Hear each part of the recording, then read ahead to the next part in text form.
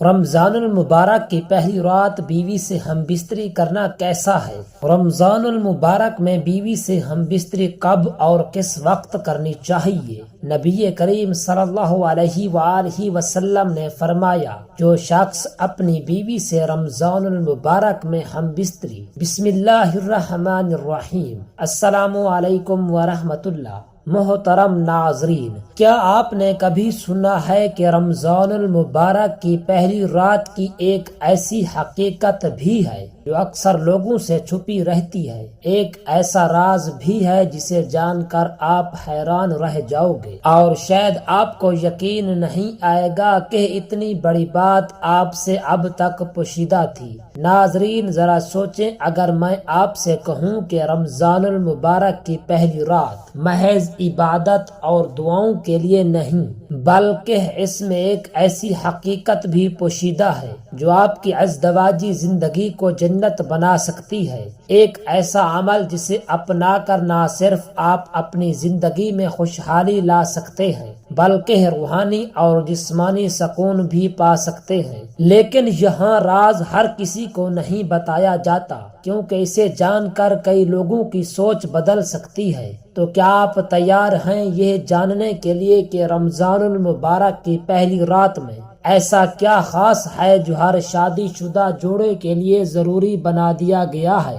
محترم ناظرین، ویڈیو کو آخر تک ضرور دیکھیے گا۔ آخر رمضان المبارک کی پہلی رات ہم بستری کرنا کیوں ضروری ہے اور اس دوران انہیں کیا کرنا چاہیے؟ مطلب تنہائی میں دونوں میاں بیوی کو کس انداز میں حقوق پورے کرنے چاہیے؟ اس سوال کا جواب وہی لوگ جان پاتے ہیں جو حقیقت تک پہنچنے کا حوصلہ رکھتے ہیں۔ حضرت یحییٰ علیہ السلام کی بشارت دی گئی۔ حضرت عیسیٰ علیہ السلام کو رمضان المبارک میں آسمان پر اٹھائے گئے اور انہیں اللہ تعالیٰ نے قیامت سے پہلے دوبارہ زمین پر بھیجنے کا وعدہ فرمایا، اور پھر رمضان المبارک ہی وہ مہینہ ہے جب اللہ تعالیٰ نے اپنے آخری نبی صلی اللہ علیہ وآلہ وسلم پر قرآن مجید نازل کیا۔ غار حرا میں جبرائیل علیہ السلام پہلی وحی لے کر آئے۔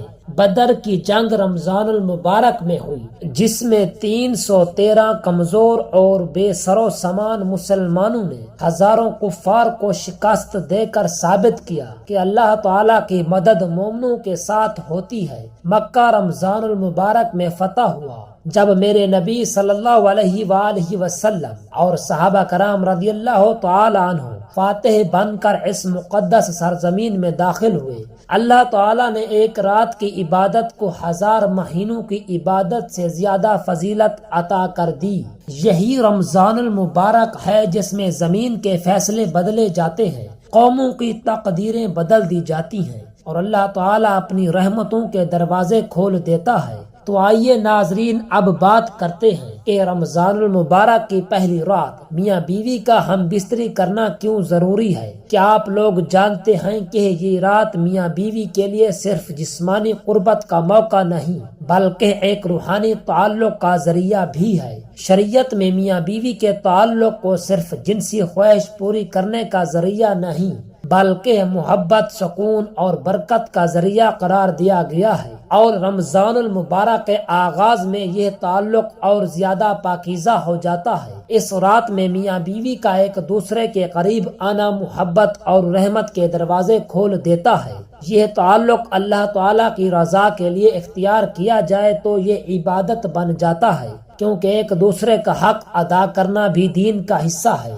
اور اگر میاں بیوی اس رات میں ایک دوسرے کو حلال طریقے سے اپنائیں تو نہ صرف ان کے درمیان محبت بڑھتی ہے بلکہ وہ نفس کے بہکاوے سے بھی محفوظ رہتے ہیں۔ کیا آپ لوگوں نے کبھی سوچا ہے کہ میاں بیوی کے رشتے میں برکت اور محبت کا سب سے بہترین موقع رمضان المبارک کی وہ پہلی رات بھی ہوتی ہے جب دل پاکیزہ ہونے کے ساتھ ساتھ ایک دوسرے کے قریب آتے ہیں؟ کچھ اور علماء کرام فرماتے ہیں کہ اگر یہ تعلق محبت اور نیت کی پاکیزگی کے ساتھ ہو تو اس کو پورے رمضان المبارک کے مہینے پر اس کے اثرات پڑتے ہیں اور ایک اچھے آغاز سے عبادت میں یکسوئی اور روحانی سکون بھی حاصل ہوتا ہے۔ اکثر لوگ کہتے ہیں کہ رمضان المبارک میں ہم بستری کرنا جائز نہیں، میاں بیوی کا ایک دوسرے کے ساتھ اٹھنا بیٹھنا سونا جاگنا اچھا نہیں، لیکن یہ بالکل غلط ہے۔ حقیقت یہ ہے کہ اسلام نے میاں بیوی کے درمیان محبت قربت اور ایک دوسرے کے حقوق کو ہمیشہ اہمیت دی ہے، اور رمضان المبارک میں بھی یہ رشتہ جائز اور حلال ہے، بس حدود کا خیال رکھنا ضروری ہے۔ دن کے وقت روزے کی حالت میں میاں بیوی کا مباشرت سے بچنا فرض ہے، لیکن سورج غروب ہونے کے بعد افطار کے بعد سحری تک ان کے لیے یہ عمل مکمل طور پر جائز اور حلال ہے۔ قرآن پاک میں اللہ تعالیٰ نے واضح طور پر فرمایا ہے کہ رمضان المبارک کی راتوں میں اپنی بیویوں کے پاس جانا تمہارے لیے حلال کر دیا گیا ہے،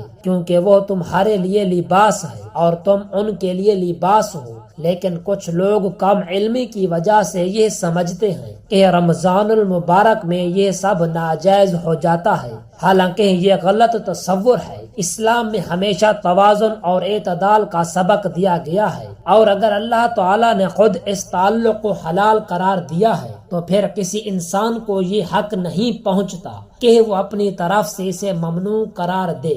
اصل بات یہ ہے کہ رمضان المبارک میں ہر عمل نیت کے مطابق ہوتا ہے۔ اگر میاں بیوی کا تعلق حدود میں رہ کر پاکیزہ نیت کے ساتھ ایک دوسرے کے حق کو ادا کرنے کے لیے ہو تو یہ باعث رحمت اور محبت کا ذریعہ بنے گا، اور یہی وہ خوبصورتی ہے جو اسلام نے ازدواجی زندگی میں رکھی ہے۔ اللہ تعالیٰ نے 3 طرح کی مخلوق پیدا فرمائی ہے، نمبر 1 فرشتے، نمبر 2 انسان اور نمبر 3 جانور۔ فرشتوں میں اللہ تعالیٰ نے عقل رکھی مگر شہوت نہیں رکھی، وہ ہر لمحہ اللہ تعالیٰ کی عبادت میں مشغول رہتے ہیں، ان میں کوئی نفسانی خواہش نہیں، نہ ہی گناہ کرنے کا اختیار ہے۔ دوسری طرف جانوروں میں شہوت رکھی لیکن عقل نہیں رکھی، وہ صرف اپنی ضروریات پوری کرنے کے لیے جیتے ہیں، جنہیں کوئی احساس نہیں کہ کیا جائز اور کیا ناجائز۔ وہ نہ اپنے اعمال کا حساب دیں گے اور نہ ان پر کوئی عذاب ہوگا۔